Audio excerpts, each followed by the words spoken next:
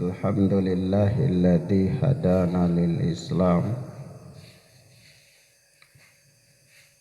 wa manna alaina bih wa akhrajana fi khairi ummatin fa nas'aluhu at-taufiqa lima yuhibbu wa yarda wal hifdha mimma yakrahu wa yaskhad. Fa nusalli wa nusallimu ala habibina a'azzani Allahu wa iyyakum. Kita sampai pada hadis yang ke-1200. Ibnu Mas'ud yang Allah telah meridainya, dia berkata dari Nabi sallallahu alaihi wasallam, beliau bersabda, diyatul khata'i akhmasan,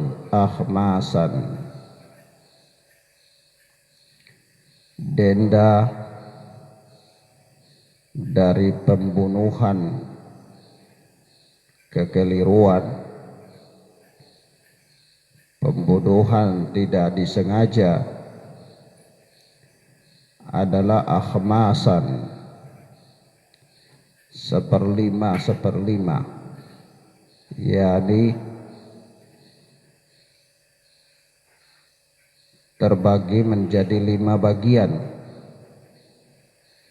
dari 100 ekor unta, yaitu 20 hiqqah. Yang pertama 20 ekor hiqqah, yakni unta betina yang umurnya 4 tahun memasuki tahun keempat, itu namanya hiqqah. Hiqqah itu unta betina yang umurnya memasuki tahun keempat.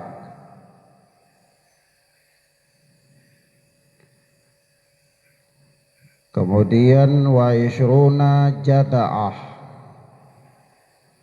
20 ekor jada'ah. Jada'ah itu unta betina yang umurnya memasuki tahun kelima. Tahun kelima.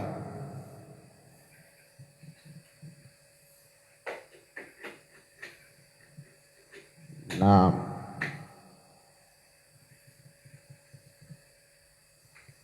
ya ini dia sudah genap 4 tahun, sudah mau masuki tahun kelima karena sudah genap 4 tahun. Nah,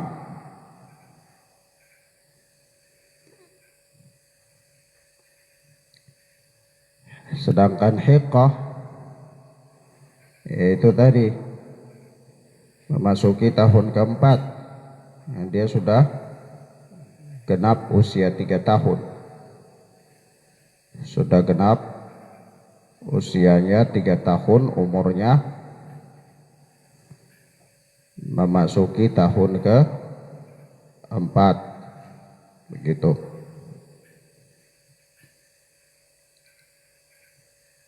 Yang ketiga wa ishruna banati makhad,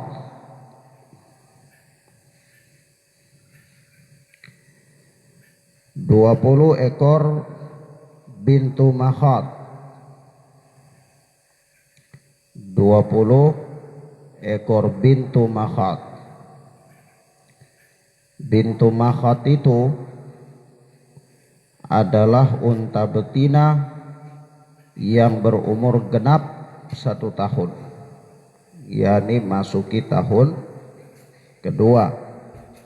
Itu namanya bintu makhad. Yang berikut wa ishruna banatil labun, 20 ekor ibnu labun, bintu labun. 20 ekor bintu labun.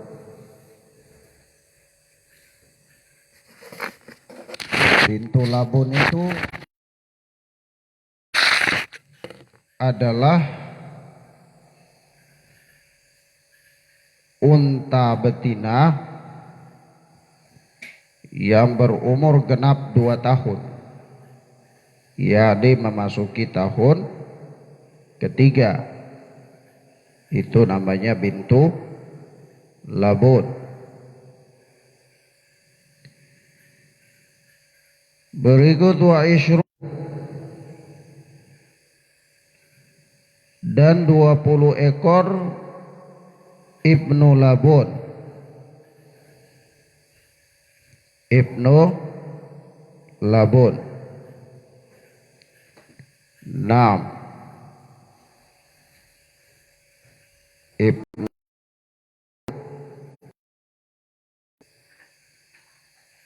adalah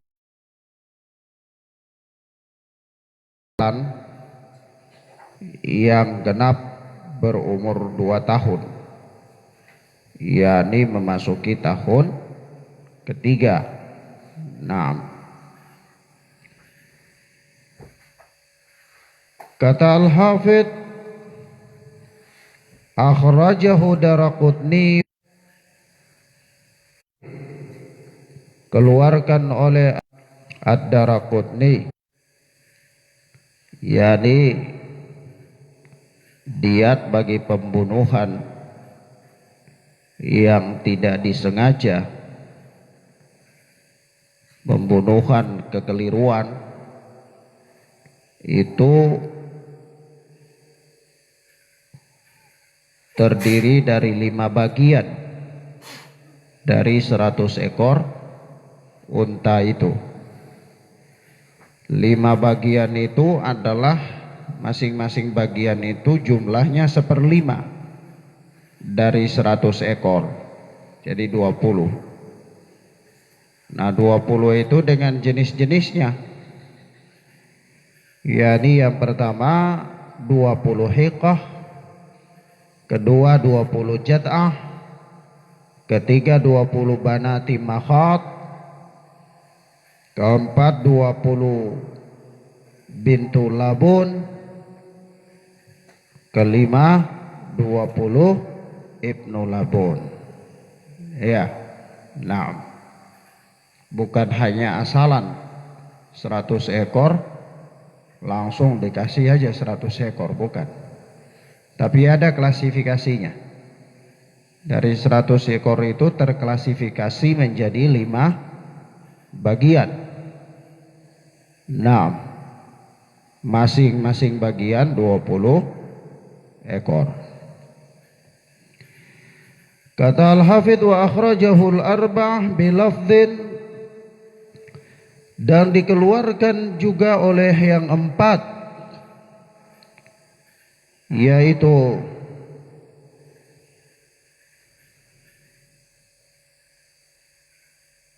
Tirmidzi, Abu Daud, Nasa'i dan Ibnu Majah rahimahumullah.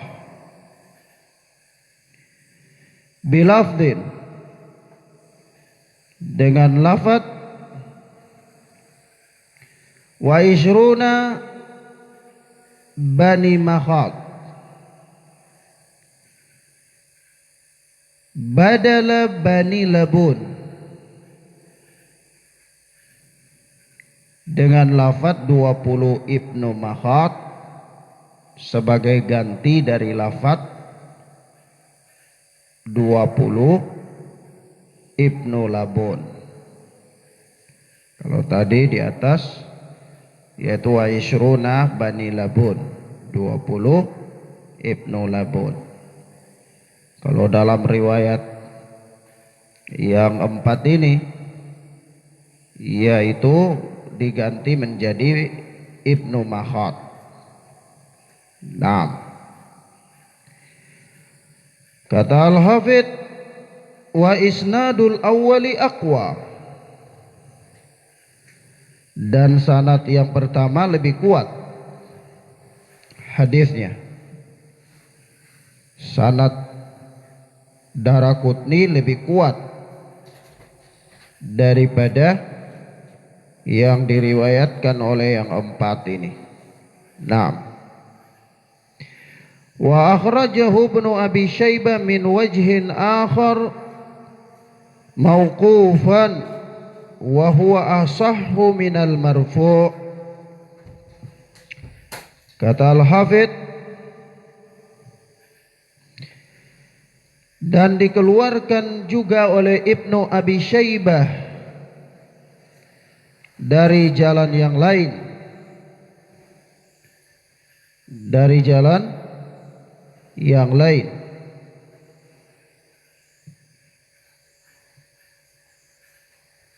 secara mauquf, wa huwa asahhu minal marfu', dan jalan mauquf inilah yang lebih sahih daripada kemarfu'annya. yakni mauquf lebih sahih daripada riwayat yang marfu'. Nah, dan hadis ini adalah hadis yang mauquf sahihun,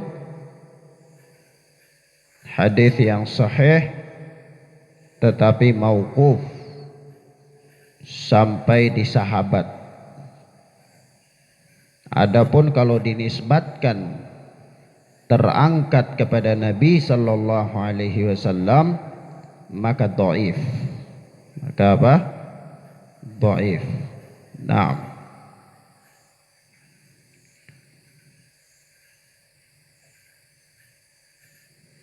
Wallahu a'lam bissawab. Dengan demikian, yang benar adalah hadis ini adalah hadis mauquf. Hadis mauquf. Naam.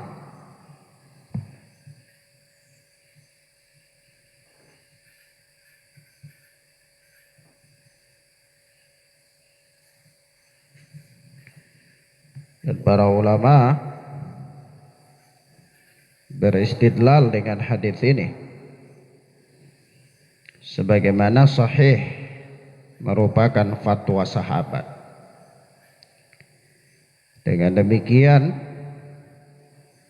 ada beberapa faedah yang dapat kita petik. Yang pertama,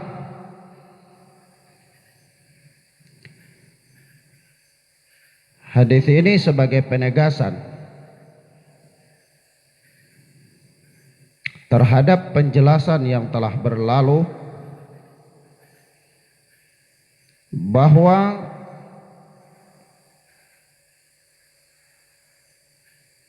menurut pendapat yang sahih, dasar dalam masalah diat adalah unta. Hukum asal atau dasar dalam persoalan diat, pembayaran ganti rugi dalam tindakan jinayat, tindakan pidana, itu adalah unta. Karena telah datang dalam hadis-hadis yang semuanya Rasulullah sallallahu alaihi wasallam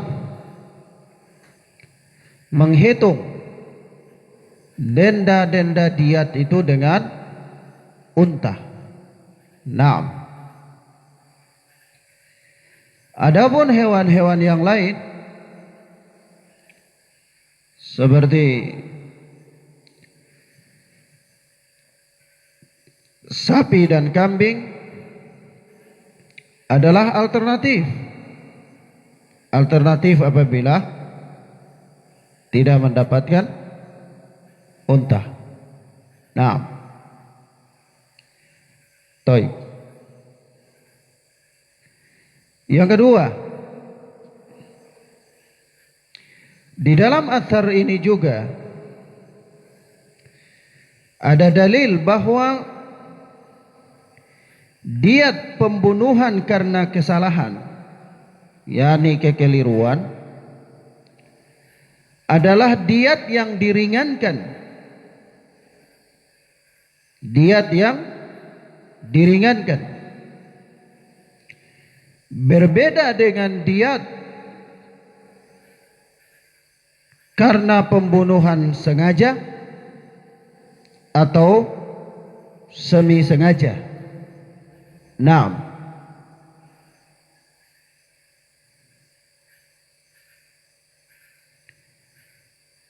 Di mana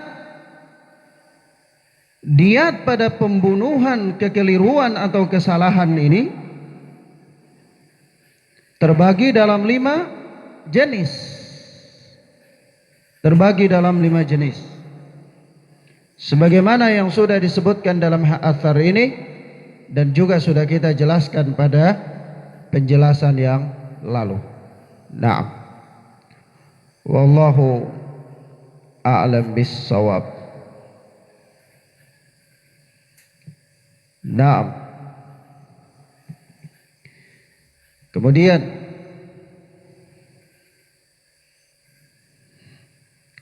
selanjutnya berkata Al-Hafidh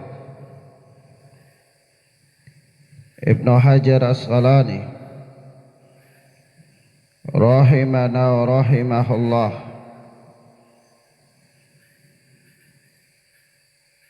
wa akhrajahu Abu Dawud wa Tirmidzi, dan dikeluarkan oleh Abu Daud dan At-Tirmidzi rahimana wa rahimahumullah, min tariqi Amr ibn Shu'aib an abihi an jaddihi, dari jalan Amr bin Shu'aib dari bapaknya dari kakeknya. Rafa'ahu, yakni dia memarfu'kannya, kakeknya memarfu'kan hadis tersebut, yaitu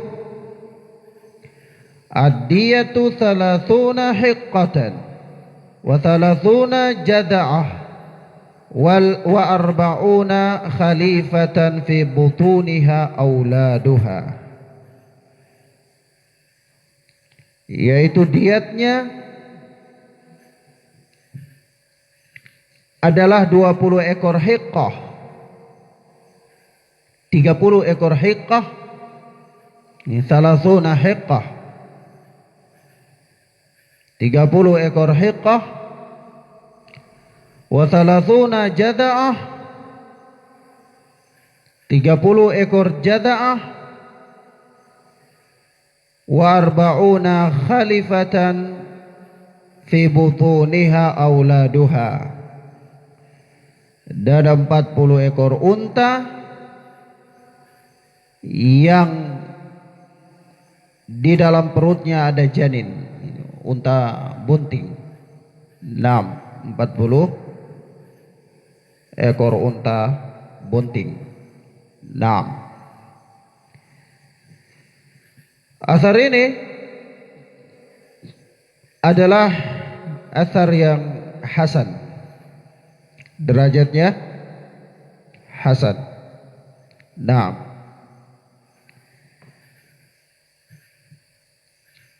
maka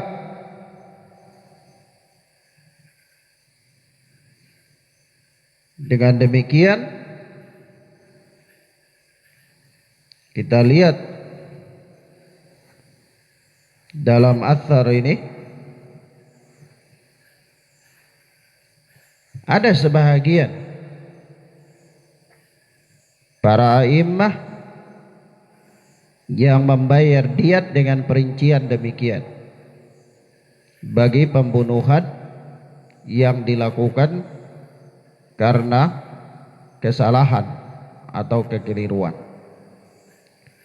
Terbagi menjadi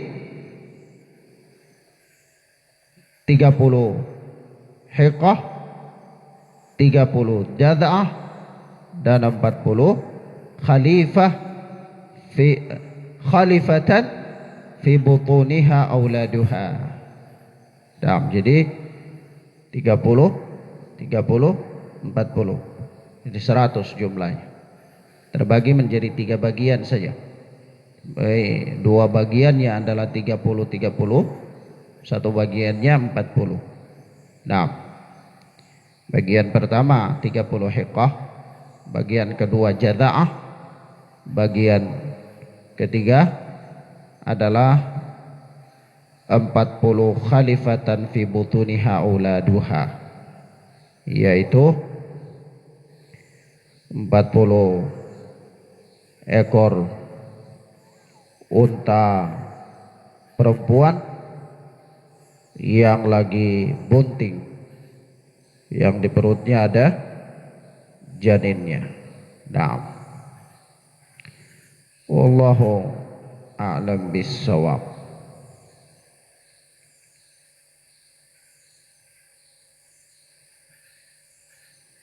Dan di antara, sebagaimana ada katakan tadi, bahwa sebahagian para ulama mereka beramal dengan hadis ini, dengan athar ini, ya, dalam penetapan hukum diat bagi pembunuhan yang dilakukan karena kekeliruan atau kesalahan. Nah, di antara para a'imah yang mengambil pendapat ini, di antara imam-imam para salaf adalah Atha dan Muhammad bin Al-Hasan. Nah,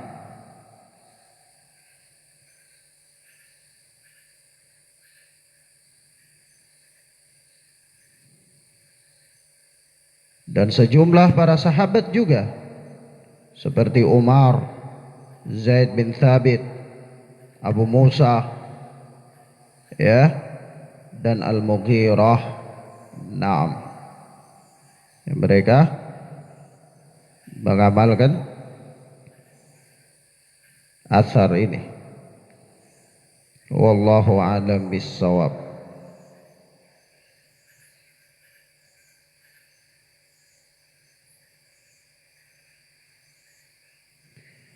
Naam, wallahu a'lam bissawab.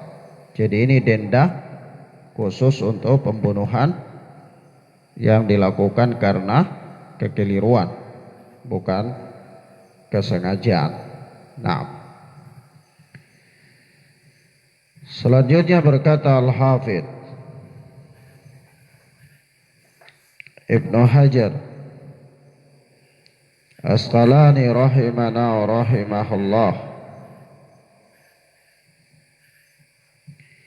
inna wa an ibni Umar radhiyallahu anhuma anin nabi sallallahu alaihi wasallam qala, dan dari Ibnu Umar yang Allah telah meridai beliau dan bapaknya, dia berkata dari Nabi sallallahu alaihi wasallam, beliau bersabda, inna a'tan nasi 'ala Allahi thalatha, Sesungguhnya orang yang paling durhaka kepada Allah ada tiga. Manusia yang paling durhaka itu ada tiga, kata Rasulullah sallallahu alaihi wasallam. Yaitu yang pertama, man qatala fi haramillah, yaitu orang yang melakukan tindakan pembunuhan di tanah haram.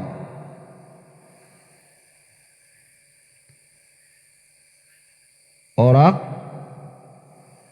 yang melakukan tindakan pembunuhan di tanah haram. Au qatala ghaira qatilihi, atau yang kedua,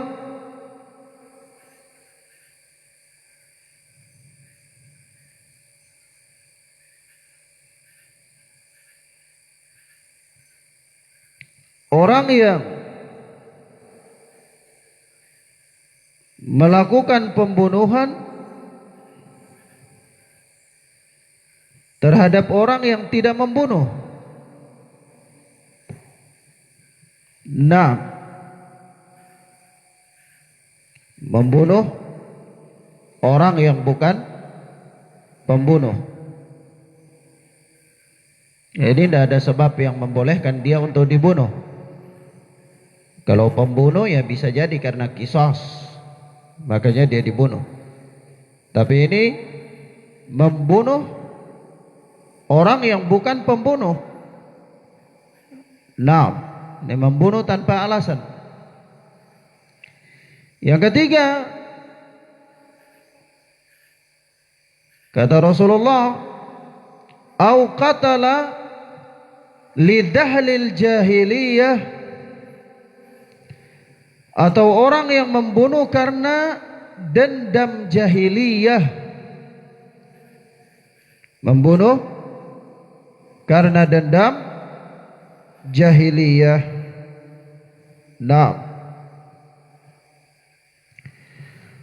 kata Al-Hafidh, akhrajahu Ibnu Hibban fi haditsin sahahahu. Hadis ini dikeluarkan oleh Al-Imam Ibnu Hibban rahimana wa rahimahullah fi haditsin sahahahu, di dalam suatu hadis yang disahihkan oleh beliau. Nah, dan hadis ini adalah hadis yang para ulama, sebagian para imam seperti Al-Allamah Albani rahimahullah, dalam hadis ini beliau menyatakan hadis ini adalah hadis yang hasan sahih. Hadis yang hasan sahih. Adapun Syekh Muhammad Hizam hafizana wa hafizahullah, beliau berkata sahihun li ghairih. Hadis ini adalah hadis yang sahih li ghairihi, karena ada hadis-hadis yang lainnya. Li ghairihi. Naam, sahih li ghairihi. Naam.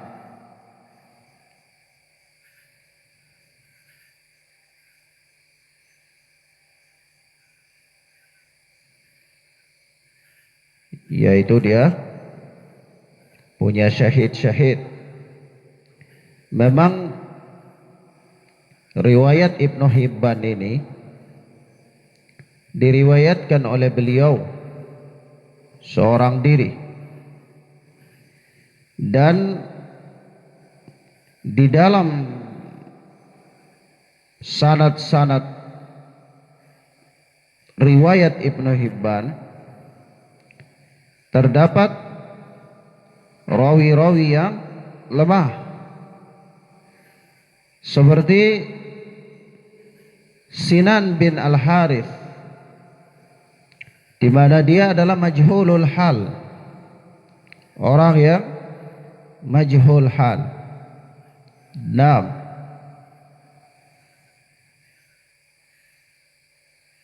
Begitu pula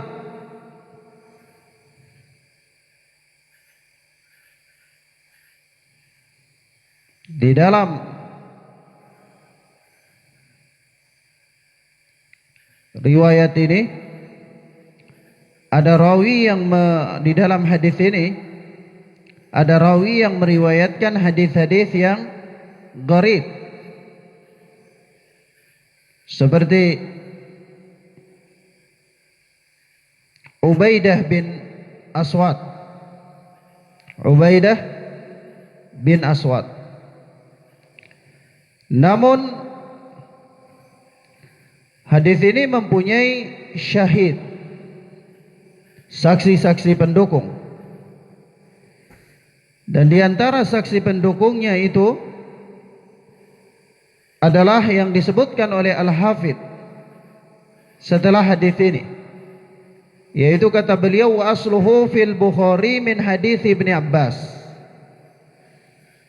Dan asal hadis ini ada dalam Sahih Bukhari dari hadis Ibnu Abbas. Naam.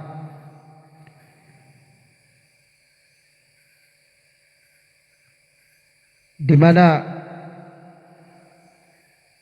yang menjadi syahid dalam riwayat Bukhari dari Ibnu Abbas itu datang dengan lafaz yang berbeda tetapi semakna. Lafaz Bukhari dari Ibnu Abbas secara marfu', yakni Rasulullah bersabda, abghadun nas ila Allahi thalathatun. Manusia yang paling dibenci oleh Allah ada 3 golongan. Manusia yang paling dibenci oleh Allah ada 3 golongan, yaitu mulhidun fil haram. Mulhidun fil haram, yaitu orang ateis di tanah haram, kafir. Yang kedua, mubtaghin fil islami sunnatal jahiliyah, yaitu orang yang mencari-cari kebiasaan jahiliyah di dalam Islam. Jadi orang Islam yang mengikuti kebiasaan jahiliyah. Dia sudah Islam tapi dia mencari-cari perilaku jahiliyah untuk dia mengikutinya. Dia bertradisi dengannya, berbudaya dengannya, dan dia melestarikannya dan seterusnya. Yang ketiga, wa muttalibu dami imri'in bighairi haqqin liyuhri qadamahu, yaitu orang yang menuntut darah seorang muslim dengan cara yang tidak benar untuk ditumpahkan. Jadi, 6. Di sini apa? Lafadznya berbeda ya, tetapi maknanya mirip. Maka layak hadis ini menjadi syahid terhadap riwayat Ibnu Hibban dari sahabat Ibnu Umar di atas. Nah, begitu pula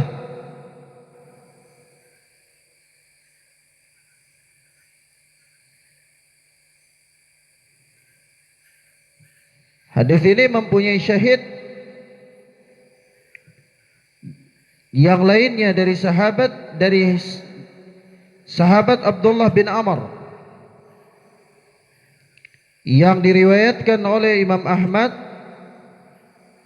di dalam musnadnya dengan sanad yang hasan dan dengan lafaz yang sama.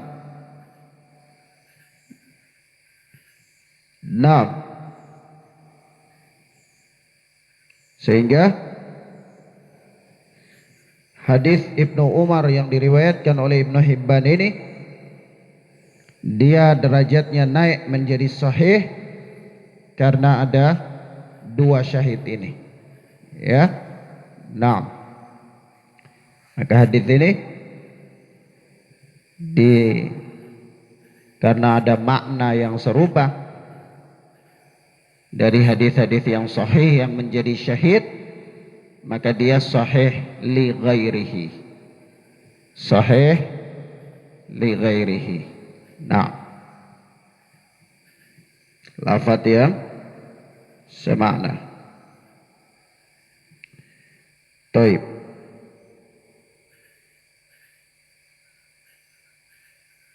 Maka di sini ikhwan, hadis ini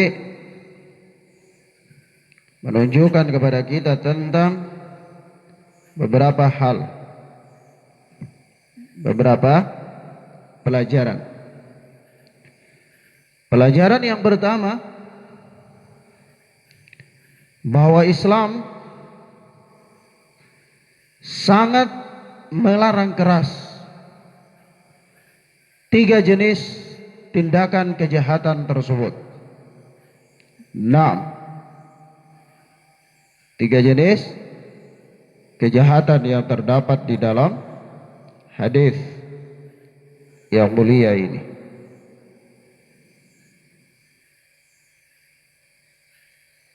Dan Islam menjuluki pelakunya dengan julukan orang yang paling jahat,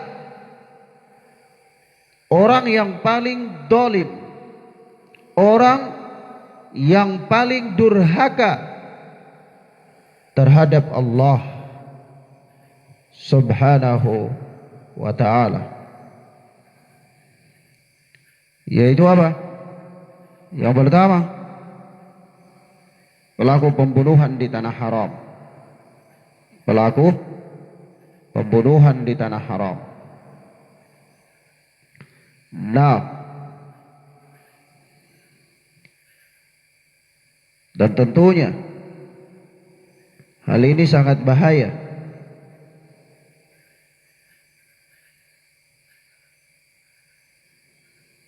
Sebagaimana keharaman melakukan kejahatan di tanah haram ini dijelaskan oleh Allah Subhanahu wa ta'ala dalam surat Al-Hajj ayat yang ke-25. Surat Al-Hajj ayat yang ke-25. Nah,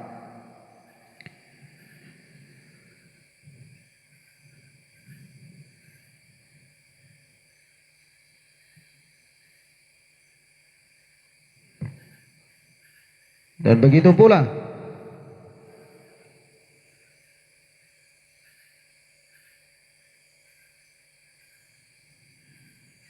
Rasulullah sallallahu alaihi wasallam mengatakan di dalam hadis yang dikeluarkan oleh Al-Imam Muslim rahimahullah di dalam sahihnya, beliau bersabda, inna dima'akum wa a'radakum wa amwalakum alaikum haramun kahurmati syahrikum hadha fi baladikum hadha. Sesungguhnya darah kalian, kehormatan kalian, harga diri dan harta kalian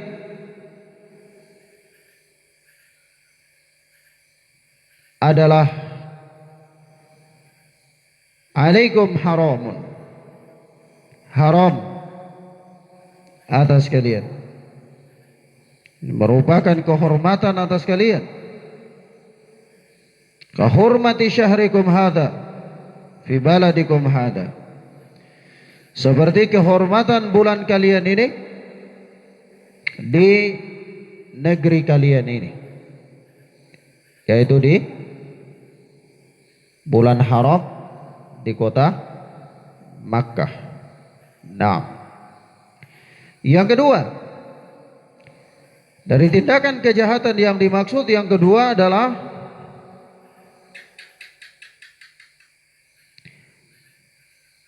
melakukan pembunuhan terhadap orang yang tidak membunuh. Melakukan pembunuhan terhadap orang yang tidak membunuh. Nah,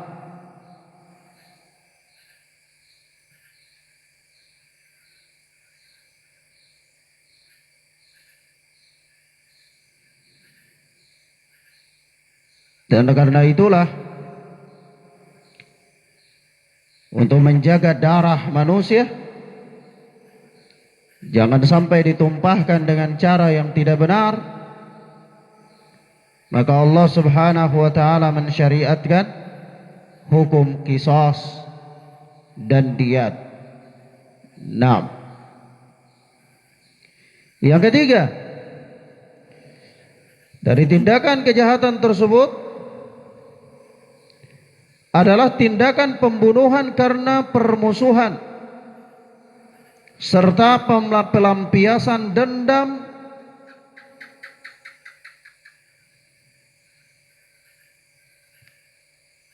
yang telah dibatalkan oleh agama Islam.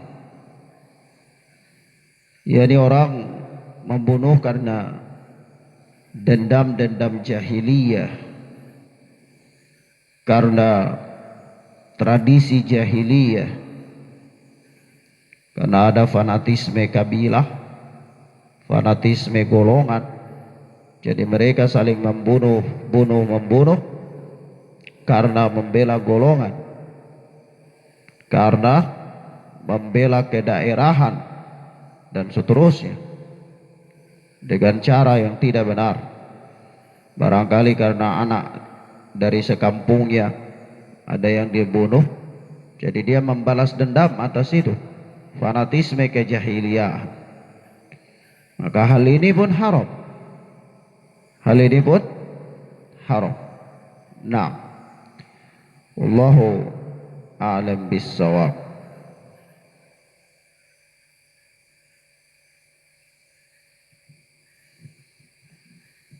Kemudian kalau ditanyakan apa hubungannya, Al-Hafidz Ibnu Hajar Asqalani rahimahullah wa rahimahullah menyebutkan hadis ini pada bab ini. Maka jawabnya, kalaulah pembunuhan di tempat-tempat yang lain itu adalah perkara yang berat, diwajibkan atasnya denda atau qisas, maka tentu pembunuhan di tanah haram adalah termasuk kedurhakaan yang lebih durhaka, termasuk kejahatan yang lebih jahat, dan seterusnya. Nah, wallahu a'lam bis-shawab. Demikian ikhwana fiddin, a'azzani Allahu wa iyyakum. Insyaallah kita lanjutkan dengan pelajaran Bulughul Maram pada pertemuan berikutnya biidznillah.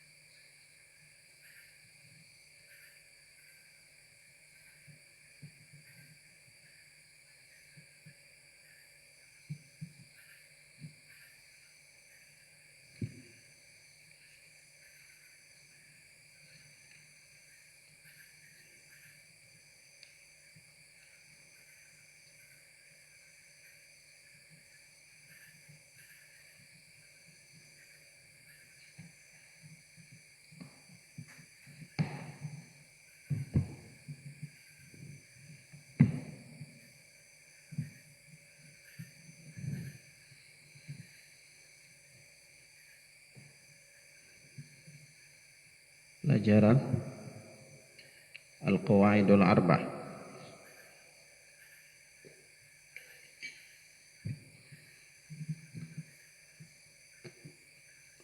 Bismillah. Kita masuk pada pelajaran kita, yaitu pelajaran Al-Qawaidul Arba' oleh Syekh Al-Mujaddid Muhammad bin Abdul Wahhab rahimana wa rahimahullah. Kita masuk pada kaidah yang ketiga, yaitu berkata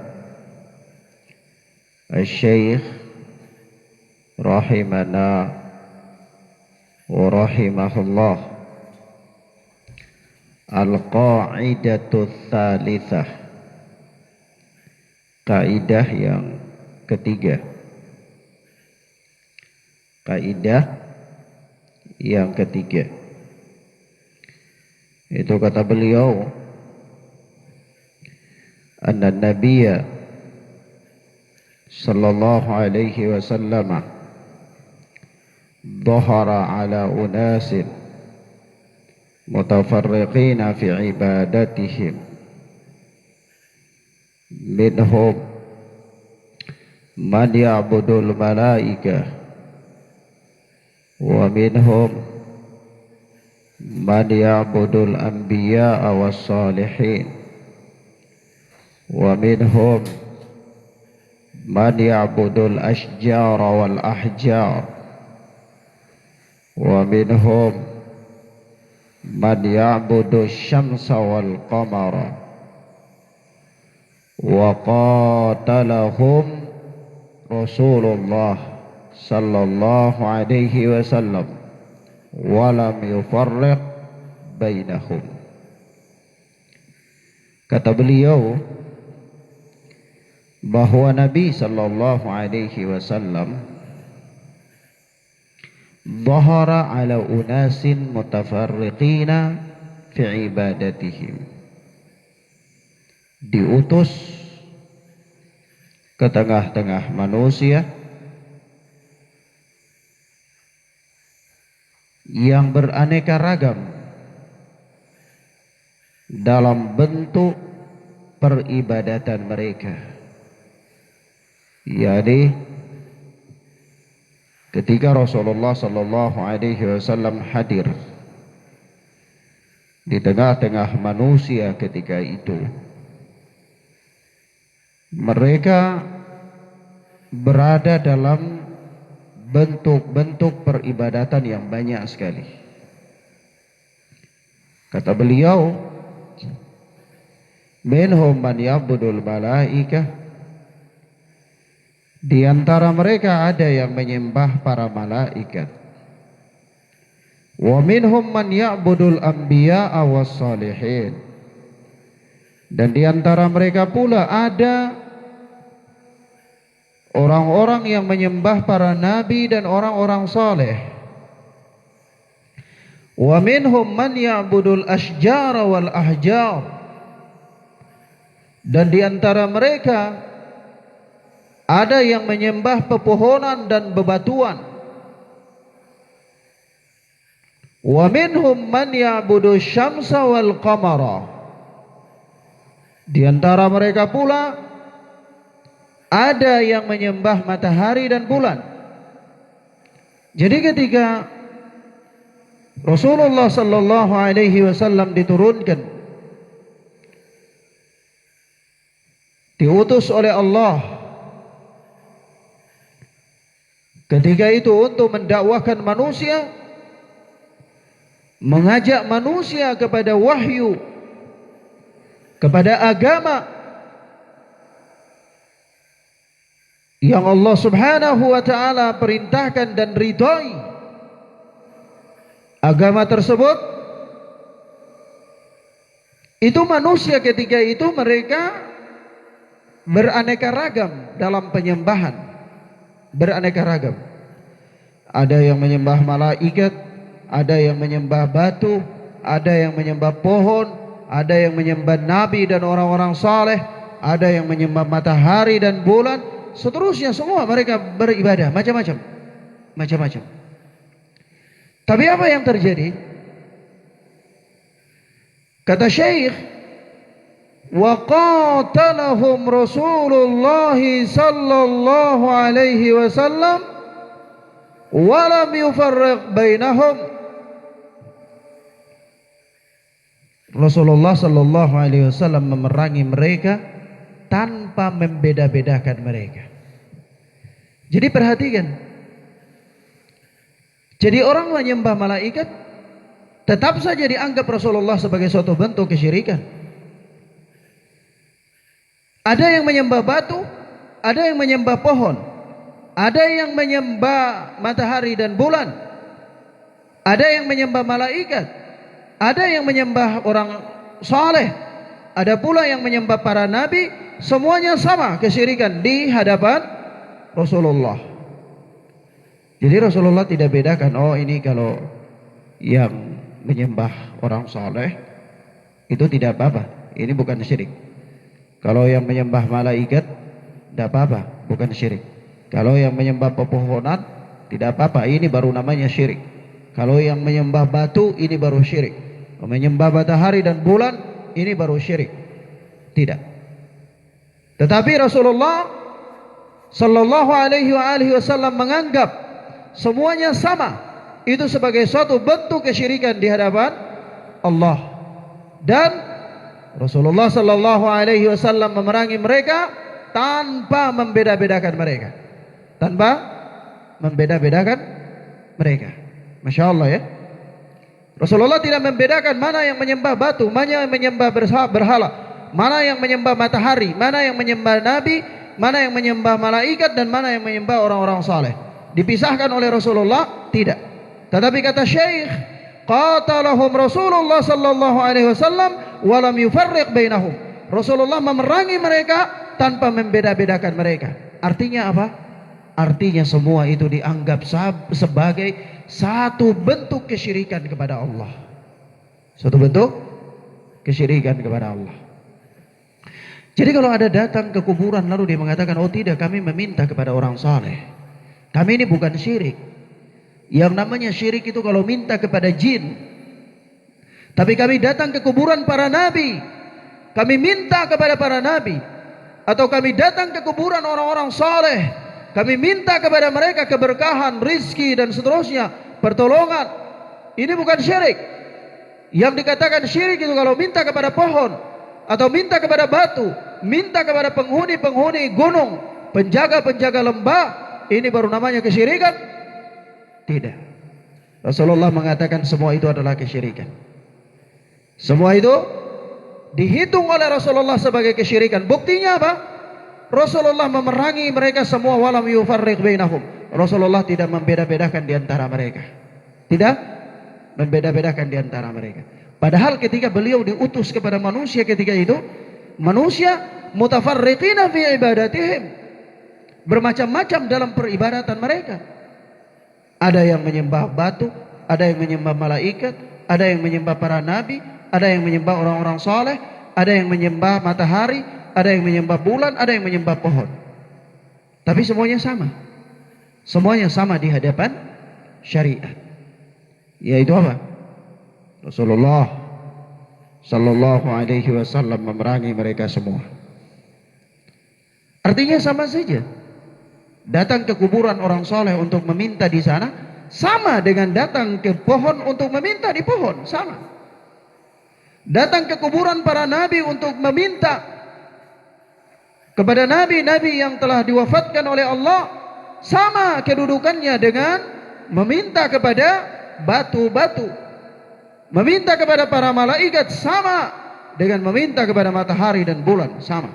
Kedudukannya kesyirikan. Kedudukannya apa? Kesyirikan kepada Allah subhanahu wa ta'ala. InsyaAllah ya. Dan Nabi perangi mereka semua. Tidak beda-bedakan mereka. Lebih parah lagi ya ikhwan. Orang-orang menjadikan kuburan-kuburan, kadang-kadang menjadikan sumur atau menjadikan batu-batu, tempat-tempat dijadikan oleh mereka sebagai tempat-tempat untuk beribadah, datang bertakarrub, datang meminta dan seterusnya dari ritual-ritual yang mereka lakukan di sana. Insyaallah. Kadang-kadang mereka datang ke kuburan, diyakini bahwa itu kuburan orang saleh, itu kuburan wali-wali Allah, padahal mustahil. Tempat-tempat tersebut mustahil kalau dijadikan sebagai kuburan. Masa iya ada orang menanam manusia di atas batu besar? Dengan apa mereka menggali batu-batu tersebut?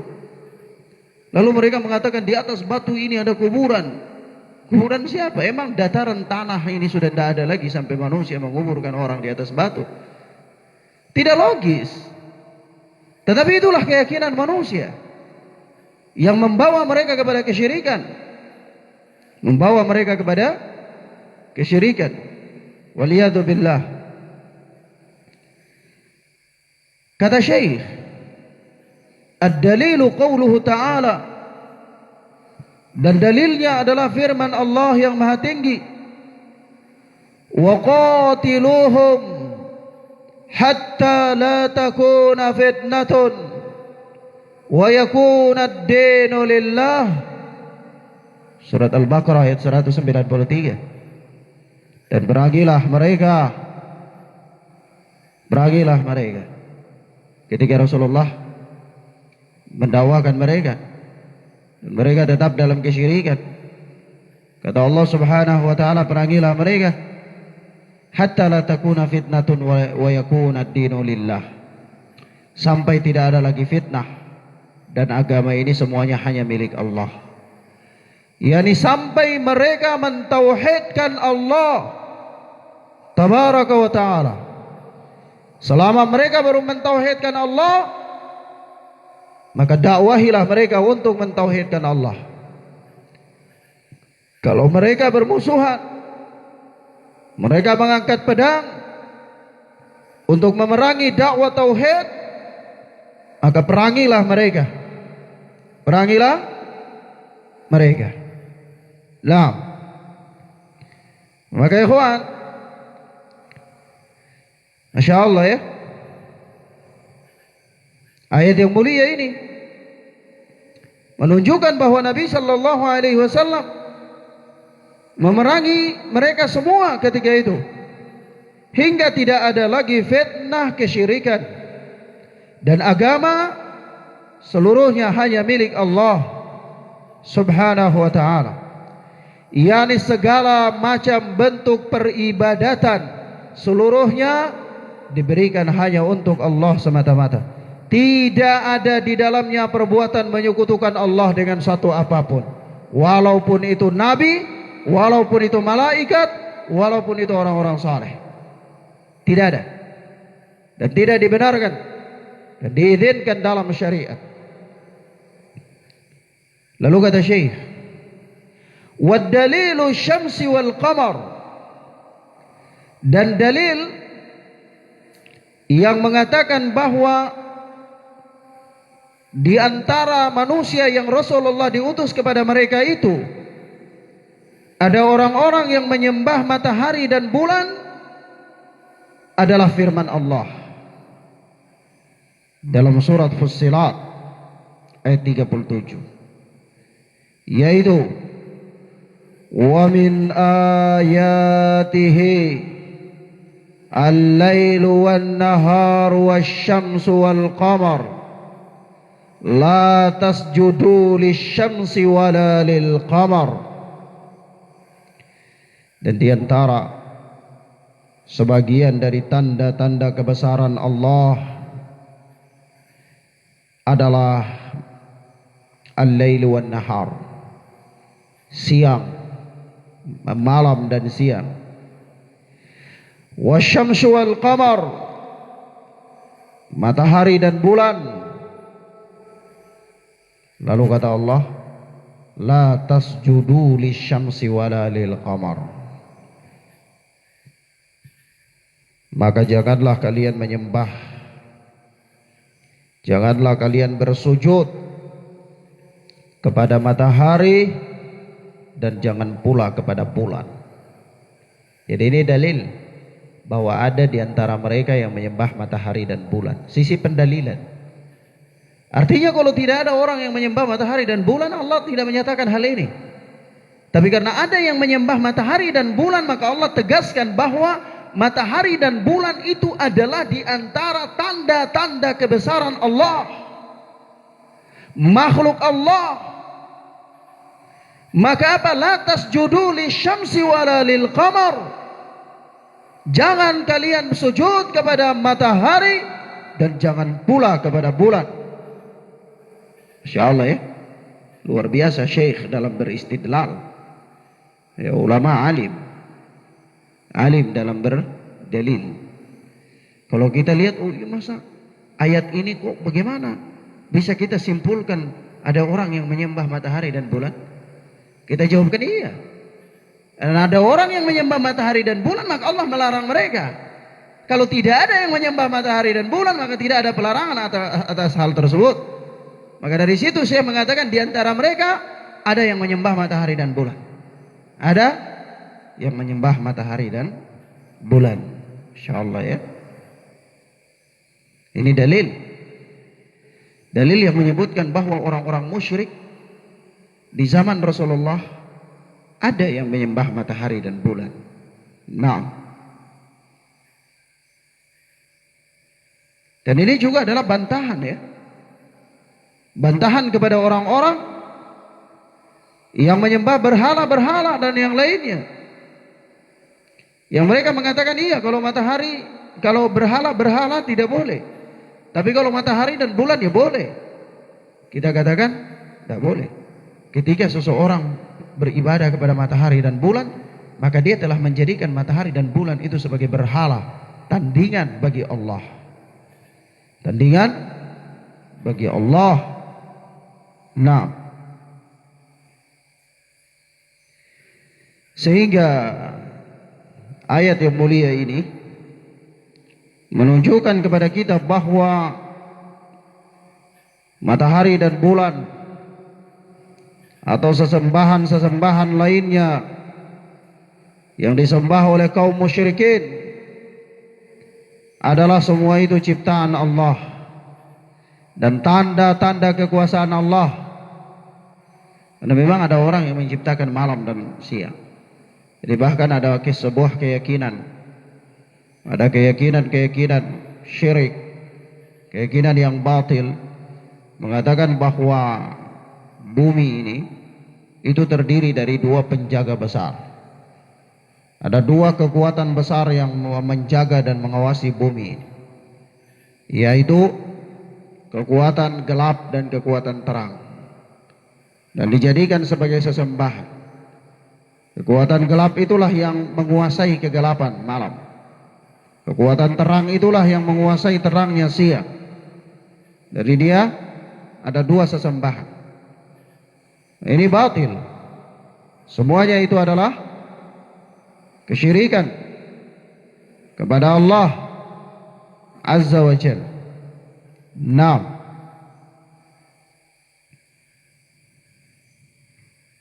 Kemudian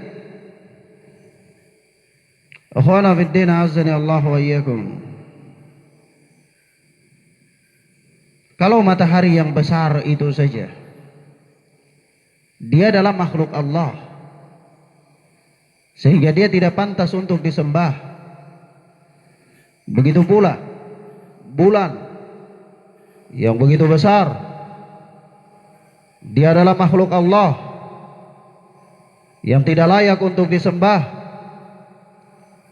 Maka tentu Allah yang sang pencipta terhadap makhluk-makhluk tersebut yang lebih layak untuk disembah. Kemudian kata Syekh, wad dalilul malaika qauluhu ta'ala, dan dalil yang menunjukkan bahwa orang-orang musyrik itu ada yang menyembah para malaikat adalah firman Allah surat Ali Imran ayat 80. Itu Allah berfirman, wala ya'murakum an tattakhidul malaikata wan nabiyyina arbaba ayamurukum bil kufri ba'da idh antum muslimun. Dan tidak mungkin pula baginya memerintahkan kalian untuk menjadikan para malaikat dan para nabi sebagai Tuhan, sebagai Tuhan. Ayamurukum bil kufri ba'da idh antum muslimun. Apakah Allah memerintahkan kalian kepada kekufuran setelah kalian muslim? Tidak mungkin. Maka di sini apa? Ada dalil bahwa orang-orang musyrik itu ada yang menyembah para malaikat dan para nabi. Ada. Maka dari itu Allah mengatakan, wala ya'murakum an tattakhidul malaikata wan nabiyyina arbaba. Dan tidak mungkin Allah memerintahkan kalian untuk menjadikan para malaikat dan para nabi sebagai arbab, sebagai sesembahan. Artinya ayat ini mengingkari tindakan mereka, bahwa mereka sedang melakukan tersebut. Lalu ayat ini turun mengatakan tidak mungkin Allah perintahkan kalian untuk perbuatan tersebut. Berarti pendalilannya ada di antara mereka yang menyembah malaikat dan para nabi. Dianggap syirik? Dianggap syirik. Apakah sama dengan menyembah batu? Ya sama. Karena Rasulullah memerangi mereka semuanya tanpa membeda-bedakan antara yang menyembah malaikat, menyembah nabi, menyembah batu, menyembah pohon. Rasulullah menganggap semua itu sama kesyirikan kepada Allah Subhanahu wa ta'ala. Jadi kalau ada yang mengatakan, oh tidak, kami ini kan meminta kepada orang saleh, kepada nabi, kepada malaikat. Jadi ini bukan kesyirikan. Kalau yang namanya syirik itu minta kepada batu, minta kepada pohon, minta kepada para jin, penghuni-penghuni gunung, lembah, sungai, itu baru dikatakan syirik. Kalau kepada para malaikat bukan syirik, para nabi bukan syirik, orang saleh bukan syirik, maka kita katakan ini batil. Kalau ini bukan syirik, niscaya Rasulullah akan membiarkan orang-orang musyrik yang menyembah kepada para malaikat dan para nabi. Rasulullah membiarkan orang-orang musyrik yang menyembah kepada orang-orang saleh. Tapi buktinya apa? Rasulullah memerangi mereka semuanya. Rasulullah perintahkan mereka untuk mentauhidkan Allah, untuk mentauhidkan Allah Subhanahu wa ta'ala. Nah, maka ikhwan, ayat yang mulia ini dalam surat Ali Imran ayat 80, yaitu Allah Subhanahu wa ta'ala tidak memerintahkan makhluknya untuk menyembah para malaikat ataupun para nabi. Sehingga Dr. Nasir bin Abdul Aziz, seorang alim da'i ilallah, beliau menjelaskan bahwa tidak ada perbedaan pendapat antara memalingkan ibadah kepada para malaikat atau kepada para nabi dan yang lainnya. Semuanya adalah kesyirikan. Semuanya adalah kesyirikan. Karena yang demikian menyelisihi petunjuk para nabi, di mana para nabi memerintahkan untuk beribadah hanya kepada Allah. Nah, ini semua termasuk kesyirikan ya. Jadi kalau orang mengatakan, oh tidak, kami kan minta kepada nabi, kami melakukan ini dengan berharap bahwa nabi datang di tengah-tengah kita lalu mengabulkan permintaan kita, doa kita. Oh tidak, kita datang kepada syekh, tuan guru fulan dan fulan karena orang ini saleh, orang ini punya kedudukan di sisi Allah, jadi kami minta kepadanya supaya dia menyampaikan hajat-hajat kami kepada Allah. Maka kita katakan ini tidak ada bedanya dengan datang kepada batu-batu lalu meminta kepada batu-batu itu untuk mendekatkan kami kepada Allah. Sama. Semuanya terhitung sebagai suatu bentuk kesyirikan. Sebagai bentuk kesyirikan. Karena prinsipnya sama, yaitu memalingkan ibadah kepada selain Allah Subhanahu wa ta'ala. Kemudian kata Syekh, wa dalilul anbiya'i qauluhu ta'ala, dan dalil bahwa orang-orang musyrik itu ada yang menyembah para nabi adalah firman Allah, wa idh qala Allahu ya Isa ibn Maryam a anta qulta lin-nasi ittakhiduni wa ummiya ilahaini min dunillah qala subhanaka ma yakunu li an aqula ma laysa li bihaqqin in kuntu qultuhu faqad alimtah ta'lamu ma fi nafsi wa la a'lamu ma fi nafsik innaka anta 'allamul ghuyub. Surat Al-Maidah ayat 116.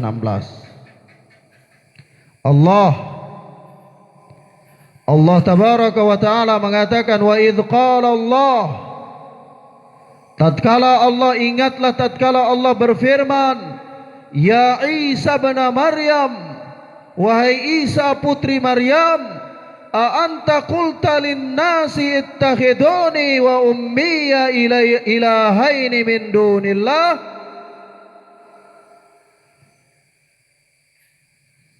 Engkaukah yang mengatakan kepada orang-orang bahwa jadikanlah aku dan ibuku sebagai dua Tuhan selain daripada Allah? Ketika manusia mereka menyembah Nabi Allah Isa putra Maryam, dan juga mereka menyembah Maryam, mereka katakan sebagai ibundanya Tuhan, sementara Isa alaihi salatu wassalam sebagai Tuhan sekalian anak Tuhan. Naam. Lalu mereka menjadikannya sebagai Tuhan. Maka di akhirat nanti Allah berfirman, wahai Isa, a anta qulta lin-nasi ittakhiduni wa ummiya ilahaini min dunillah. Apakah engkau yang mengajarkan kepada manusia bahwa jadikan aku dan ibuku sebagai dua sesembahan selain daripada Allah? Ini menunjukkan bahwa manusia ada menyembah apa? Nabi. Ada yang menyembah Nabi. Maka apa jawaban Nabi Allah Isa alaihi salatu wassalam? Subhanaka ma yakunu li, maha suci engkau ya Allah, tidak patut, tidak pantas bagiku untuk mengatakan an aqula ma laysa li bihaqqin. Tidak pantas bagiku untuk mengatakan apa yang bukan menjadi hakku, kata Nabi Allah Isa. In kuntu qultuhu, kalau memang aku telah mengatakan hal itu, aku mengatakan bahwa aku adalah Tuhan, jadikan aku sebagai sesembahan selain daripada Allah, jadikan pula ibuku sebagai sesembahan selain daripada Allah. Kalau aku mengatakan hal itu, faqad alimtah, sungguh engkau telah mengetahuinya ya Allah. Ta'lamu ma fi nafsi, engkau mengetahui apa yang ada dalam diriku. Wala a'lamu ma fi nafsik, dan aku tidak tahu apa yang ada padamu. Begitulah kata Nabi Allah Isa. Innaka anta allamul ghuyub. Sesungguhnya Engkau ya Allah adalah zat yang maha mengetahui perkara yang gaib. Nabi Allah Isa mengingkari tindakan mereka dalam keadaan mereka menyembah Nabi. Menyembah Nabi saja terhitung sebagai apa? Kesyirikan. Ya, sebagai kesyirikan. Beribadah kepada Nabi saja terhitung sebagai kesyirikan. Lalu bagaimana orang beribadah kepada selain Nabi yang kedudukannya lebih rendah dari kedudukan para Nabi dan para Rasul? Lebih-lebih lagi kepada orang yang wallahu a'lam, ada atau tidak adanya kita tidak tahu. Subhanallah. Ada orang dia mengaku bahwa ada orang alim yang dia jadikan sebagai panutan. Dia sembah, dia minta, dia berbangga dengannya. Padahal keberadaan orang alim yang dia mengaku atasnya itu saja wallahu a'lam, kita tidak tahu ada atau tidak ada. Iya, subhanallah. Ini musibah. Kesyirikan memang membuat akal manusia itu mandul, tidak sempat berpikir, tidak bisa beranalisa, logikanya tumpul. Kenapa? Karena itulah virusnya kesyirikan. Virus kesyirikan itu membuat otak error. Tidak bisa merespon. Maka Masya Allah ya, luar biasa.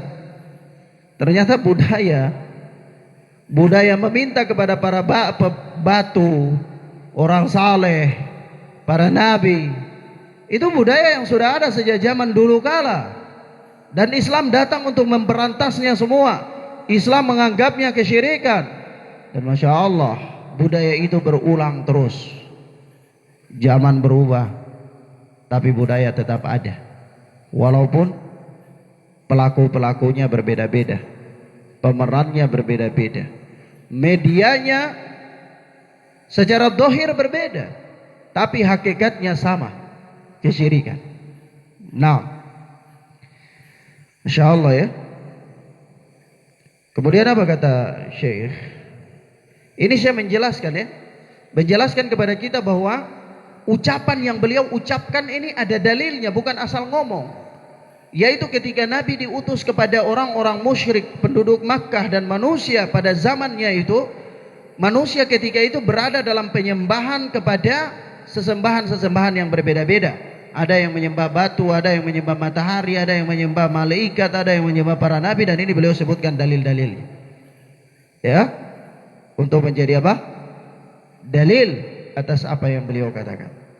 Lalu beliau masih ucapkan lagi, wa dalilu salihina qauluhu ta'ala, dan dalil yang menerangkan bahwa mereka menyembah, ada di antara orang-orang musyrik itu yang menyembah orang-orang saleh, adalah firman Allah, ulaika alladhina yad'una yabtaghuna ila rabbihimul wasilah ayyuhum aqrabu wa yarjuna rahmatah wa yakhafuna adabah. Surat Al-Isra ayat 57. Al-Isra ayat 57. Yaitu apa? Allah berfirman, ulaika alladziina yad'una yabtaghuna ila rabbihimul wasilah. Orang-orang yang mereka seru itu, mereka sendiri mencari jalan kepada Tuhannya, mencari jalan kepada Rabb mereka. Ayyuhum aqrab, bahwa siapa di antara mereka yang lebih dekat kepada Allah. Wa yarjuna rahmatah, dan mereka sendiri mengharapkan rahmat Allah. Wa yakhafuna adabah, dan mereka takut terhadap adab Allah. Ini orang soleh. Orang-orang soleh yang biasanya manusia datang ke kuburan mereka. Insyaallah ya. Kuburan itu Allahu alam, kuburan benaran apa bukan? Ya karena tidak masuk akal ya, masa satu orang kuburannya 6. Ya. Loh kuburannya 6 ya repot. Iya. Ada lagi satu orang kuburannya ada di Amahai sana. Nanti ada dakwah di sini, dia lagi ada lagi. Ada kuburannya lagi. Nanti sampai di Laimu sana ada lagi orang itu lagi, ada kuburannya lagi. Semuanya mengaku kalau dia itu anak cucunya semuanya. Subhanallah. Dari mana? Dari mana? Apakah dia mati balik hidup lagi? Atau reinkarnasi apa itu? Dalam keyakinan Hinduisme. Kalau sudah mati balik lagi dalam kehidupan yang kedua, ke dunia. Batil. Batil. Nah, insyaallah. Bukan hanya kubur. Kadang-kadang insyaallah ya. Tempat dulu seseorang dia tinggal di situ, ahli ibadah katakanlah. Rumahnya begitu dia mati berlalu zaman ribuan tahun kemudian, orang-orang datang ke rumah tersebut ngambil berkah. Bahkan datang untuk membersihkan rumah tersebut menjadi ritual budaya. Kalau sekiranya itu ada, maka tentu rumah para nabi yang lebih pantas dan layak untuk dijadikan sebagai tempat tersebut. Kalau itu ada, tentu sumurnya Utsman bin Affan lebih mulia. Sumurnya seorang sahabat. Sumurnya apa?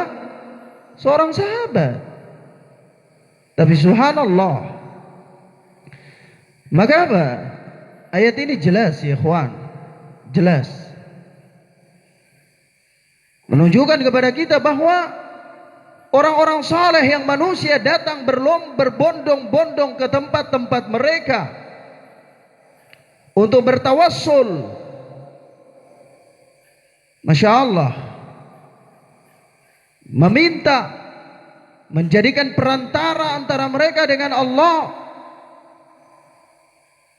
Semua itu hakikatnya mereka juga sedang mencari jalan kepada Allah. Mereka sendiri sedang berusaha. Siapa di antara mereka yang paling dekat kepada Allah? Mereka juga sangat mengharapkan rahmat Allah. Mereka takut terhadap azab Allah. Lalu masa iya orang yang sedang berusaha untuk mencari kedekatannya dengan Allah, toh kita jadikan dia menempati posisi yang memang merupakan kekhususan Allah. La haula wala quwata illa billah. Ini adalah apa? Kesyirikan. Kesyirikan. Subhanallah. Luar biasa. Maka ikhwan wa akhwat, ayat ini menunjukkan bahwa orang-orang saleh di zaman dulu mendekatkan diri dengan melakukan amalan-amalan saleh, dan memang mendekatkan diri kepada Allah dengan amalan-amalan saleh diperbolehkan. Karena amalan saleh adalah memang sarana untuk mendekatkan diri kepada Allah. yakni orang bertawassul dengan amalan saleh. Namun orang-orang musyrik, mereka bukan melakukan amalan saleh untuk mendekatkan diri mereka kepada Allah sebagaimana yang dilakukan oleh orang-orang saleh tersebut,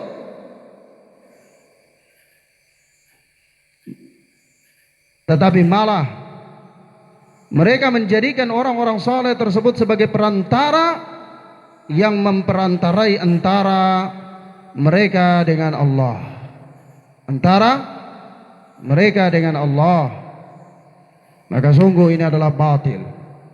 Kalau para nabi saja berusaha mendekatkan diri kepada Allah dengan melakukan amalan saleh, bertawassul kepada Allah dengan amalan saleh, Lalu orang-orang lain mendekatkan diri kepada Allah dengan para nabi atau dengan orang-orang saleh, tentu ini adalah kebatilan. Tentu ini adalah apa? Kebatilan. Tidak mungkin. Kalau para nabi saja tidak mungkin dan tidak diizinkan dalam syariat, lalu bagaimana dengan orang-orang yang kedudukannya jauh berada di bawah kedudukan para anbiya war rusul, para nabi dan para rasul? Maka meminta kepada orang saleh adalah perkara yang tidak pantas, karena orang-orang saleh bahkan mereka juga meminta kepada Allah. Kalau orang soleh meminta kepada Allah, lalu kenapa kita tidak minta kepada Allah langsung saja? Kalau orang soleh berdoa kepada Allah, kenapa kita tidak berdoa langsung kepada Allah? Kalau orang soleh mendekatkan diri mereka kepada Allah dengan melakukan amalan-amalan, lalu kenapa kita tidak melakukan amalan-amalan saja untuk mendekatkan diri kepada Allah? Tapi justru kita lakukan ritual-ritual di peninggalan-peninggalan orang-orang yang kita katakan orang saleh, yang wallahu a'lam kebenarannya tidak dapat kita buktikan. Kebenarannya kita tidak dapat buktikan. Dan subhanallah, kita mendekatkan diri kepada Allah di tempat duduknya orang saleh, mendekatkan diri kepada Allah di tempat tinggalnya orang saleh, mendekatkan diri kepada Allah di sumur tempat timba air minumnya orang saleh. Ini kan ajaib. Orang saleh itu dulu ketika dia masih hidup, kalau katakan dia itu orang saleh dan hakikatnya dia orang saleh, misalnya, maka dulu ketika dia masih hidup, dia mendekatkan diri kepada Allah bukan dengan air itu, tapi dengan ibadah kepada Allah. Dulu dia mendekatkan diri kepada Allah bukan dengan tempat duduk tersebut. Dulu dia mendekatkan diri kepada Allah bukan dengan rumah peninggalannya itu, bukan. Lalu kenapa orang-orang belakangan menjadikan tempat duduknya sebagai tempat untuk mendekatkan diri kepada Allah? Kenapa orang-orang belakangan menjadikan sumurnya sebagai sumur untuk mendekatkan diri kepada Allah? Kenapa orang-orang belakangan menjadikan rumahnya sebagai tempat untuk mendekatkan diri kepada Allah? Sungguh ini bertentangan dengan kaidah-kaidah agama, bertentangan dengan kaidah-kaidah agama. Dan masya Allah ya, sahabat pernah meminta kepada Rasulullah untuk berdoa kepadanya, dan Rasulullah mengatakan, idza sa'alta fas'alillah. Kalau engkau minta, maka minta langsung saja kepada Allah subhanahu wa ta'ala. Wa idza ista'anta fasta'in billah. Kalau engkau minta pertolongan, maka mintalah pertolongan kepada Allah langsung saja, kata Rasulullah sallallahu alaihi wasallam. Namun kemudian orang-orang belakangan mereka lebih mengagungkan tempat-tempat tersebut daripada mengagungkan masjid-masjid Allah. Kalau mereka datang ke tempat-tempat yang dikeramatkan itu lebih ramai ketimbang mereka datang ke masjid-masjid Allah. La haula wala quwata illa billah. Kemudian jelas sekali ayat ini juga menunjukkan kepada kita dengan terang bahwa orang-orang saleh di zaman dulu itu mereka berlomba-lomba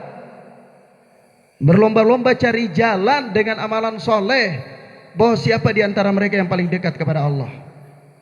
Ya jelas ayat mengatakan, yaitu apa? Ulaikal ladzina yad'una yabtaguna ila rabbihimul wasilah ayyuhum aqrab. Orang-orang yang mereka seru itu mereka sendiri mencari jalan kepada Rabb mereka, siapa di antara mereka yang paling dekat kepada Tuhannya.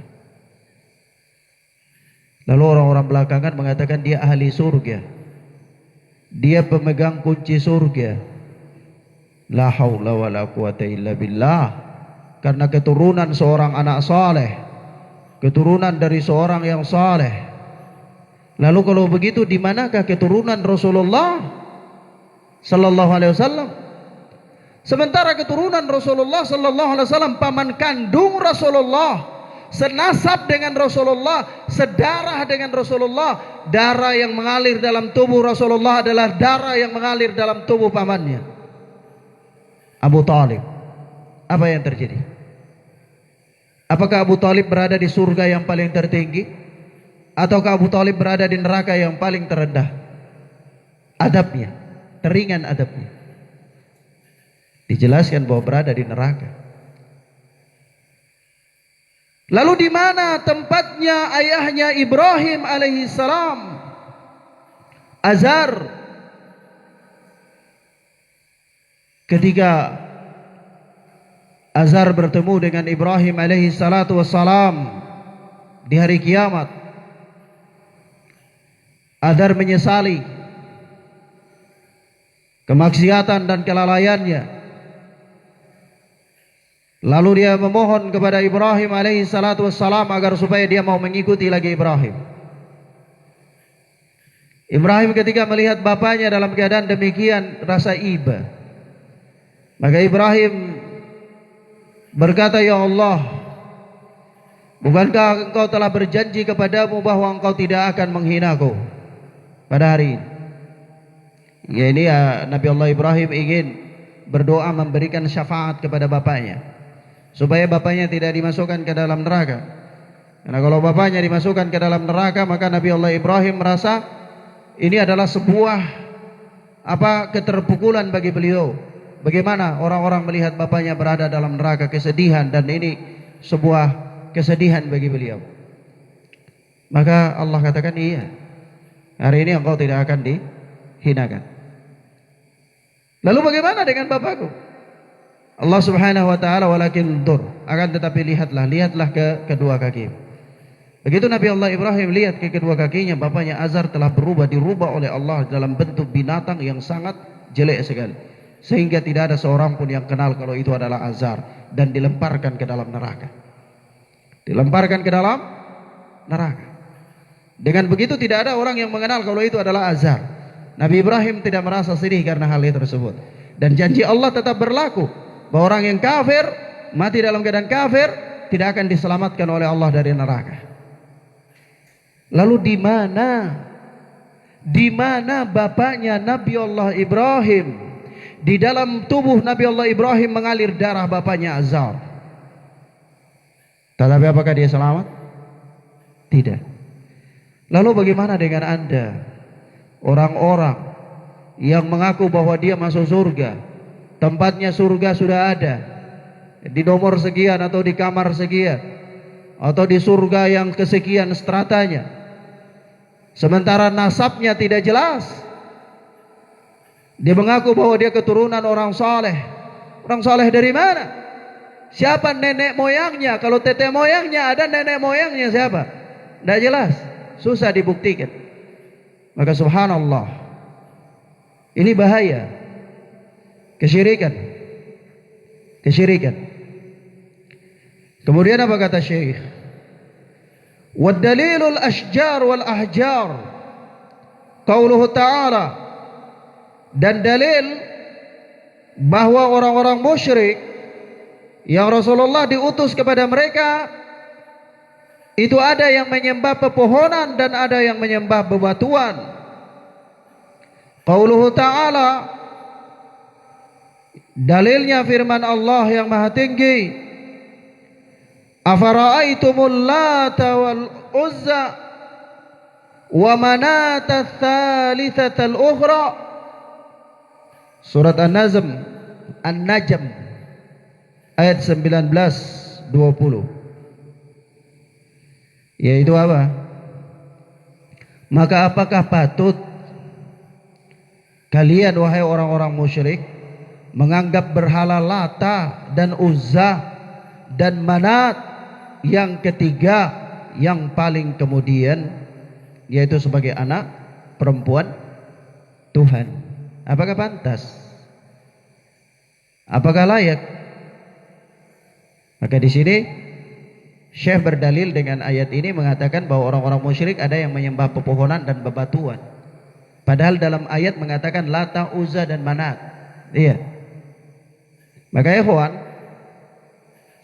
Lata adalah sebuah patung atau berhala yang diletakkan di Taif, di kota Taif. Itu ada suatu berhala di sana namanya Lata. Lata ini merupakan patung orang soleh yang suka membuat makanan yang disuguhkan kepada para jamaah haji.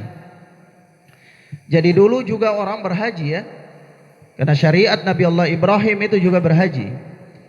Tapi kemudian berlalunya waktu, lama-kelamaan haji itu mulai menyimpang dari syariat Nabi Allah Ibrahim, sampai manusia tetap berhaji, tapi mereka melakukan ritualnya sudah menyimpang dari ritual yang diajarkan oleh Nabi Allah Ibrahim. Namun setiap kali musim haji, para jamaah dari luar itu datang ke kota Makkah, maka satu orang yang bernama Lata ini, dia selalu membuat makanan untuk dia suguhkan kepada para jamaah haji. Dia kasih makan gratis. Amalan mulia ini orang saleh. Iya, dia kasih makan orang-orang yang datang beribadah di rumah Allah. 6. Lalu dia meninggal suatu saat. Lata ini meninggal. Tentu ya, pukulan bagi orang-orang yang mengenang dia. Maka untuk mengenang Lata ini, dibuatkanlah patung. Pada mulanya patung tersebut hanya sebagai kenang-kenangan saja, sebagai kenang-kenangan terhadap orang saleh. Diletakkan di Taif ya, sebuah patung berhala yang diletakkan di Taif. Kalau orang-orang datang ke sana, mereka lihat itu patung Lata, maka mereka, oh masya Allah, dulu Syekh Lata ini saleh. Syekh Lata ini punya pekerjaan luar biasa dia. Dia punya amalan-amalan. Dia sering memberikan makan kepada para jamaah haji dan seterusnya. Dikenang. Dia dikenang. Ini pada dekade pertama, pada periode pertama. 6. Dan lama-kelamaan, setelah manusia itu semakin jauh dari agama, maka Lata ini disembah. Patung Lata ini disembah. Nah, Masya Allah. Maka jadilah dia sesembahan selain daripada Allah. Penduduk Taif dan kabilah-kabilah yang berada di sekitar penduduk Thaqif dan kabilah-kabilah yang berada di sekitar Thaqif, itu mereka menjadikan Lata sebagai sesembahan. Mereka kalau datang meminta di situ, di Lata. Ya Lata, engkau orang yang punya kedudukan di sisi Allah. Lata, engkau ini saleh. Lata, engkau ini ahli ibadah. Maka kabulkan doa kami. Sampaikan hajat kami kepada Allah. Hindarilah kami dari musibah ya Lata. Kedudukanmu kan tinggi di sisi Allah. Begitu, masya Allah ya. La haula wala quwata illa billah. Dan masya Allah, ketika Fathul Makkah, penaklukan kota Makkah pada tahun 8 Hijriyah, Rasulullah memerintahkan untuk menghancurkan seluruh berhala-berhala. Menghancurkan apa? Seluruh berhala-berhala. Dan berhala Lata ini dihancurkan oleh Mughirah bin Syu'bah. Mughirah bin Syu'bah. Dengan apa? Menggunakan kapak. Gunakan kapak. Mughirah bin Syu'bah datang dengan kapak ke Taif, dihancurkan ini apa? Lata. Nah, masya Allah ya. Dan di sini menunjukkan tentang kecerdasan Rasulullah sallallahu alaihi wasallam. Hikmah Rasulullah mengutus Mughirah bin Syu'bah untuk menghancurkan berhala Lata di kota Taif. Kenapa?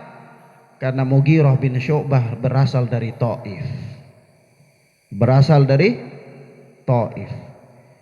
Dan disinilah strategi Rasulullah Sallallahu Alaihi Wasallam dalam berdakwah, yaitu beliau mengembalikan mereka ke negeri asal mereka, ke daerah asal mereka, untuk menyampaikan dakwah, sebab mereka lebih mengetahui dengan jelas kondisi daerah negeri tempat mereka hidup atau tempat asal mereka.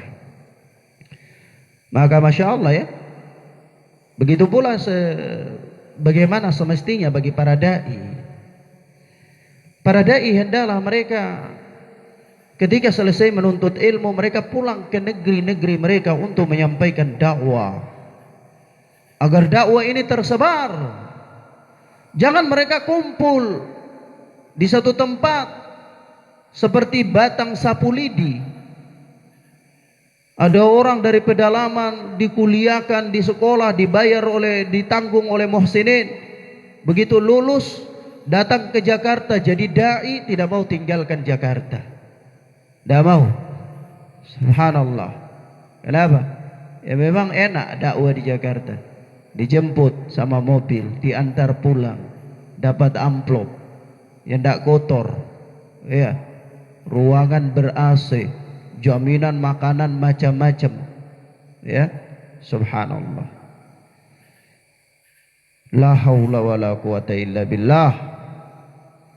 Strategi Rasulullah dalam berdakwah, menyampaikan dakwah. Beliau utus Mu'adz bin Jabal ke negeri Yaman, mengutus Abu Musa al-Ash'ari ke negeri Yaman, mengutus Abu Hurairah. Kenapa mengutus Abu Musa al-Ash'ari ke negeri Yaman? Abu Musa adalah orang Yaman. Maka masing-masing mereka diutus oleh Rasulullah ke tempat-tempat mereka berasal. Nah, mereka di situ ada fisiologis dakwah. Mereka lebih memahami kondisi lingkungan mereka, kebiasaan masyarakat mereka, dan seterusnya. Dan ini fikih dakwah. Nah, kalau memang orang Jawa datang berdakwah di Tehoru ini ya repot ya. Nah, memang kebanyakan tidak berhasil dakwah di Maluku ini orang-orang luar. Ya. Nah, karena banyak faktor. Maka dari itu strategi dakwah ini harus diperhatikan. Kemudian Uzza itu apa? Uzza itu pohon besar. Pohon besar yang dikeramatkan. 6. Disembah, diberi sesajen, yang terletak di antara Makkah dan Taif.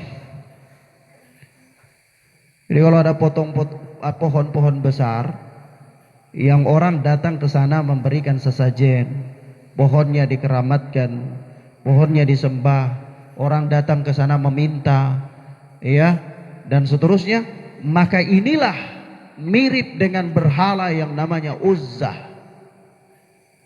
Nah, itu pohon besar yang dikeramatkan, terletak di antara Makkah dan Taif.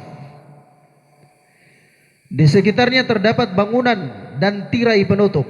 Ya, memang kalau kita di Maluku ini jarang, kesyirikan jenis ini jarang. Tapi kalau di luar Maluku, kesyirikan jenis ini banyak sekali. Dan anak jumpai itu mayoritas di Pulau Jawa. Itu kalau ada pohon besar, pohon itu dikasih kelambu. Dikasih apa? Kelambu. Dipasang tirai di pohon tersebut. Masya Allah ya. Ada yang dari kain putih dan macam-macam. Di Bali juga ada banyak yang kayak gini. Maka Masya Allah. Nah, dan pohon Uzza ini, di pohon ini ada syaitan yang bermarkas di pohon tersebut, yang selalu berbicara kepada manusia. Jadi setiap kali orang datang ke sana memberikan sesajian kepada berhala ini, meminta dan seterusnya, tiba-tiba mereka sering mendengar suara-suara yang keluar, mengajak mereka berbicara, perintahkan mereka kepada kesyirikan, dan seterusnya. Suara nyata suaranya. Ya. Nah, pohon besar yang namanya Uzza ini, berhala Uzza ini. Nah, sehingga apa? Sehingga mereka menyangka yang berbicara itu pohon. Mereka datang ke sana memohon doa, kemudian tiba-tiba ada suara gaib katakan, nah, doamu sudah dikabulkan atau belum, nanti kamu harus bawa kepala kerbau dan kamu harus buatkan ritual ini dan itu. Jadi mereka kiranya oh ini pohon yang berbicara, pohon ini. Jadi pohonnya semakin dikeramatkan oleh mereka, semakin dikeramatkan. Insyaallah ya. Lebih parah lagi, ada piring yang dikeramatkan. Piring dikeramatkan. Masya Allah ya. Dan Masya Allah ya ikhwan,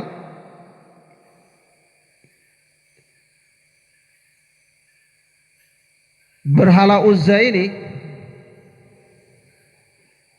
adalah tempat peribadatannya orang-orang Quraisy, penduduk Makkah dan sekitarnya. Kalau Lata itu miliknya orang Taif. Kalau Uzza ini penduduk Makkah dan sekitarnya. Nah, dan Uzza ini kemudian pada Fathul Makkah dirobohkan oleh Khalid bin Walid. Pohon ini dihancurkan oleh Khalid bin Walid atas perintah Rasulullah sallallahu alaihi wasallam. Dan Masya Allah ada satu kisah di sini, yaitu ketika Khalid bin Walid tebang ini pohon, begitu pohon ini mau tumbang, setan yang selama ini bermarkas di pohon tersebut yang selama itu keluar kepada Khalid bin Walid dalam wujud seorang perempuan. Jadi kalau kita kira-kira lari ya, lari, insyaallah baru lihat bayangan saja sudah lari. Apalagi ini benar-benar syaitan ini berwujud seperti seorang perempuan keluar untuk menakut-nakuti Khalid bin Walid. Ketika Khalid bin Walid menghancurkan markasnya, tapi apa yang terjadi? Ditebas sama Khalid bin Walid. Ya, tidak mau pusing Khalid bin Walid. Ya, atas perintah Rasul pohon ini ditebang. Begitu ada manusia yang muncul ditebas juga sama Khalid bin Walid. Begitulah seorang muwahhid, seorang ahli tauhid yang takutnya hanya kepada Allah Subhanahu wa taala. Tidak ada yang bisa menakut-nakuti dia. Tidak ada. Hanya sekedar jin, syaitan, perkara yang tidak dianggap sama sekali oleh mereka. Tidak dianggap sama sekali oleh ahli tauhid. Nah, kemudian mana? Kalau Uzza ini dihancurkan oleh Khalid bin Walid. Kalau Lata oleh Mughirah bin Syu'bah. Kemudian yang ketiga Manat. Manat ini batu besar. Ya, patung yang diletakkan di antara Makkah dan Madinah. Kalau Uzza diletakkan di antara Makkah dan Taif. Kalau Manat di antara Makkah dan Madinah. Nah,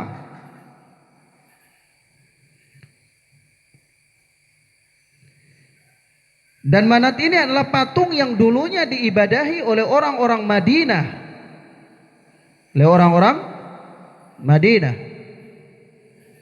Kemudian dihancurkan oleh Abu Sufyan radhiyallahu taala.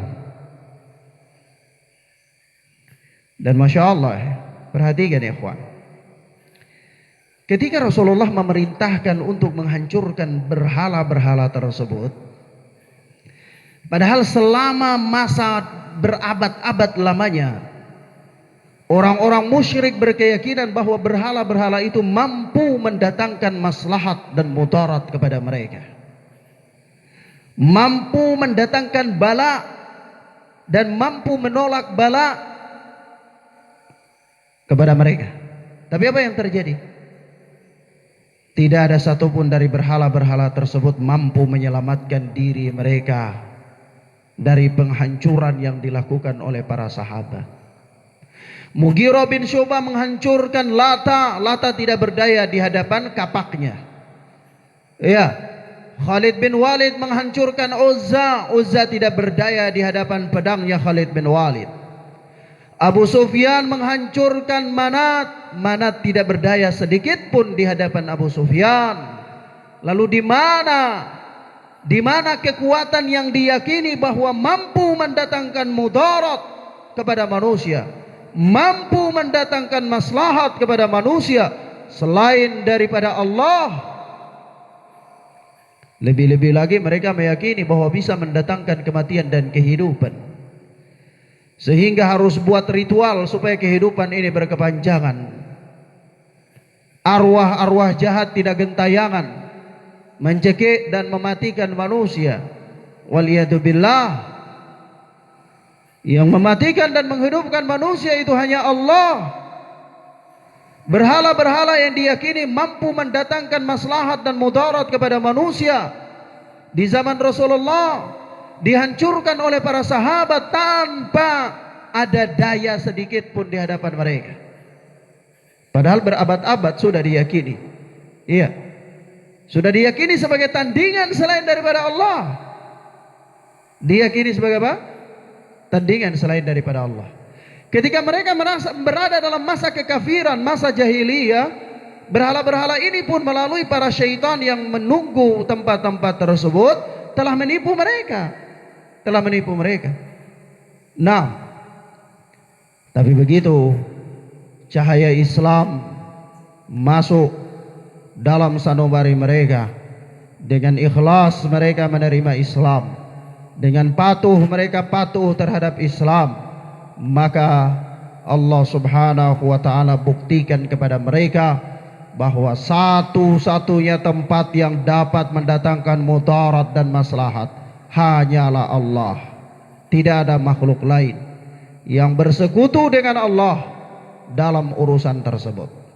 Nah, demikian ikhwana fiddin azani Allah wa iyyakum. Insyaallah ta'ala tentang kaidah yang ketiga ini akan kita lanjutkan pada pertemuan berikutnya biidznillah ta'ala. Hadanallahu wa iyyakum wa barakallahu fikum. Subhanakallahumma